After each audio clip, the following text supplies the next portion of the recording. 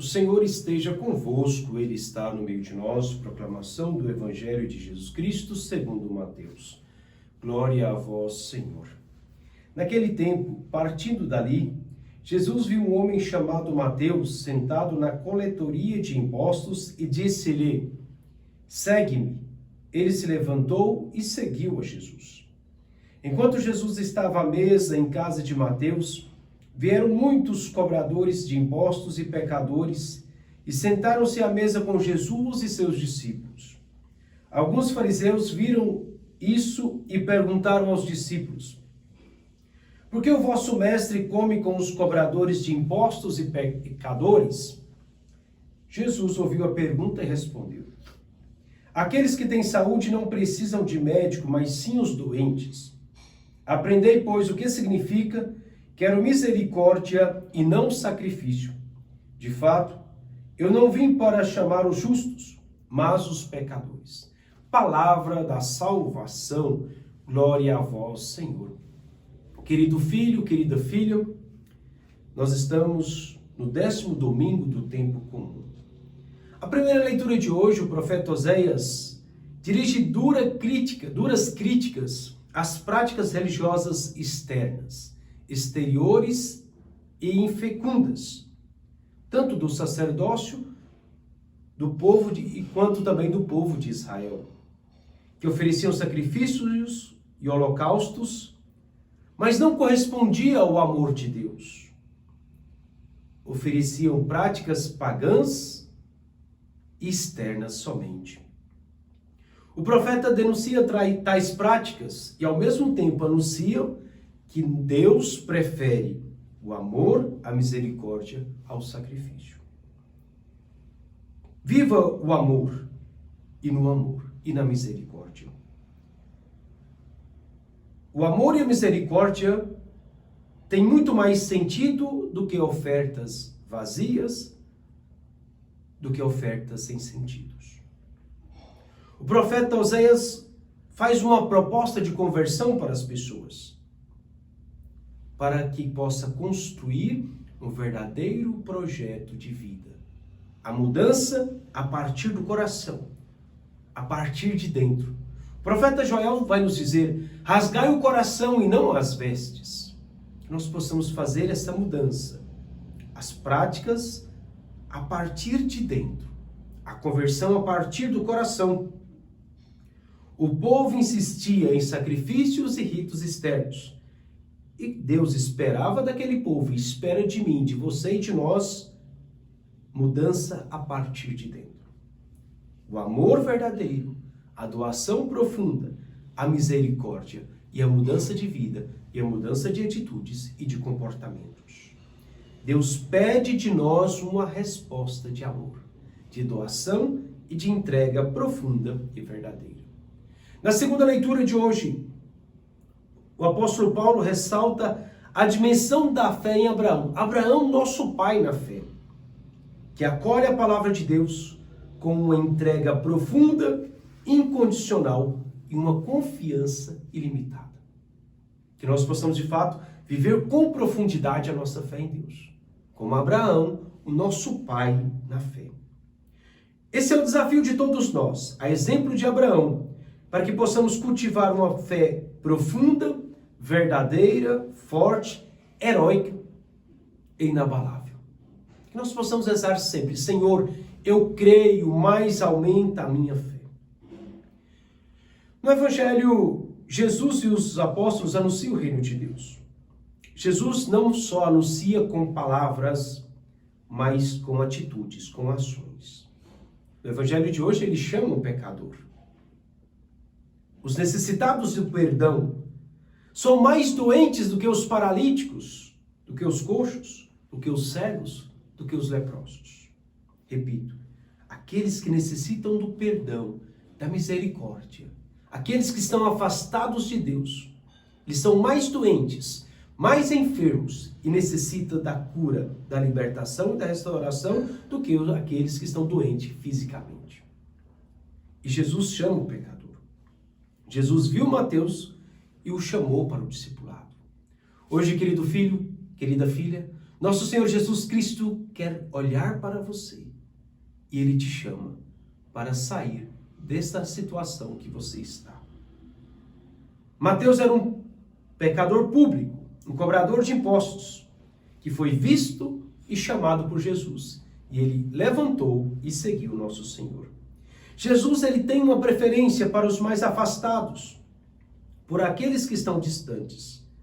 E Jesus dá o voto de confiança, sem pedir uma confissão pública de Mateus. E o interessante é que a resposta de Mateus é imediata. Qual é a sua resposta? Ele seguiu Jesus sem condições. Dê uma resposta imediata a nosso Senhor que te chama hoje. Não deixe para amanhã o que se pode fazer hoje. Não deixe para depois o que se pode fazer agora. Mateus imediatamente levantou e seguiu Jesus sem colocar condições. É bom dizer, querido filho, querida filha, que o chamado de Deus também é uma forma de cura, de libertação e de restauração. Aquele que é chamado por Jesus também é perdoado para passar da vida de escravidão para a vida de liberdade, para o seguimento de Cristo, nosso único Senhor e Salvador. A missão de Jesus consiste em chamar os pecadores à conversão. Jesus chama todos igualmente a uma vida nova. Muda de vida, abre o coração, deixe Jesus tocar e transformar a sua existência. Mateus, então, levanta daquela situação, faz um jantar e convida Jesus para esse jantar. E o curioso é que ele não somente convida Jesus, mas ele chama os seus colegas, amigos de profissão, para mostrar e apresentar a eles aquele pelo qual mudou a sua vida. Fiquei pensando, rezando, quando estava preparando esse momento, esta homilia desse domingo. Oxalá, se você profissional, se cada um profissional pudesse mostrar Jesus para as pessoas da sua profissão, para os seus colegas de trabalho, onde você estiver, que você pudesse falar de Jesus, como você fala do seu trabalho. Mateus encontrou Jesus, Jesus transformou a sua vida e ele já chamou seus colegas para apresentar aquele que foi o autor da sua vida nova e da sua conversão. Que nós possamos fazer isso, aproveitar das ocasiões para falar de Jesus a essas pessoas. Como todas as outras realidades, aqui também tem a reação dos puritanos, que não poderia faltar, nem nessa ocasião e outras mais que Jesus conviveu, fez refeição e acolheu os pecadores. Baseado numa religião formalista e somente legalista, uma religião pautada no exterior, que reduz simplesmente a práticas e sacrifícios, e Deus então contrapõe um verdadeiro culto, chamando a cada um de nós a fazer um culto do nosso coração, a aprofundar verdadeiramente o amor de Deus, a piedade e também, claro, a misericórdia com os nossos irmãos e irmãs. Curiosamente, esse evangelho do chamado de Mateus, Levi, ele segue, ele é após a cura do paralítico. Não é simplesmente uma ordem cronológica, uma linha cronológica de fatos, mas tem uma relação profunda. Os dois acontecimentos têm uma relação intrínseca. Deve ser levado em conta para não corrermos o risco da superficialidade estéril da escuta da palavra de Deus e do evangelho de nosso Senhor Jesus Cristo.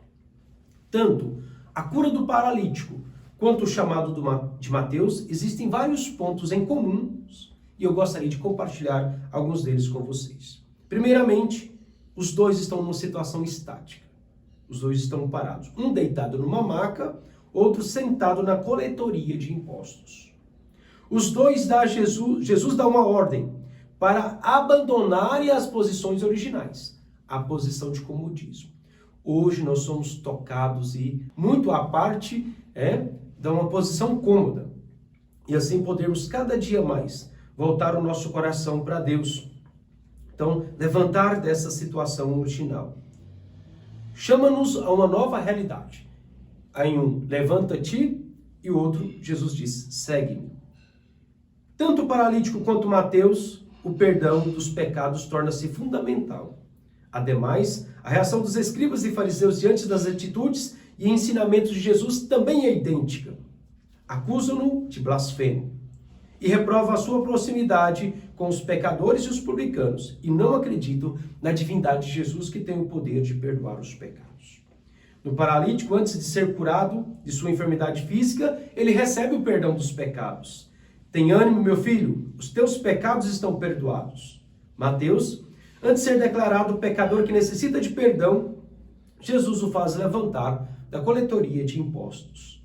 Imobilizado fisicamente por conta da sua profissão, todas as suas consequências também são paralisadas, do ponto de vista moral, do ponto de vista espiritual e do ponto de vista comunitário.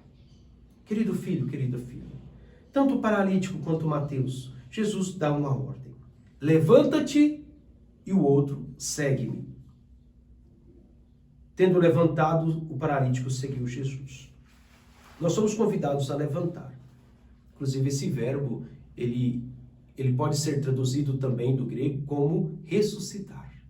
Então, Jesus nos convida a levantar, que pode indicar também uma ressurreição. A própria ressurreição de Jesus é chamado com esse termo que é traduzido. Ou seja, todos nós somos chamados a abandonar a condição de morte. E aquilo que nos dá a condição de morte é o pecado, para seguir Jesus Cristo, nosso único Senhor e Salvador. Deixemos que Jesus entre na nossa casa, entre na nossa vida e na nossa família. Na cura do paralítico, o paralítico foi levado até a casa onde Jesus estava.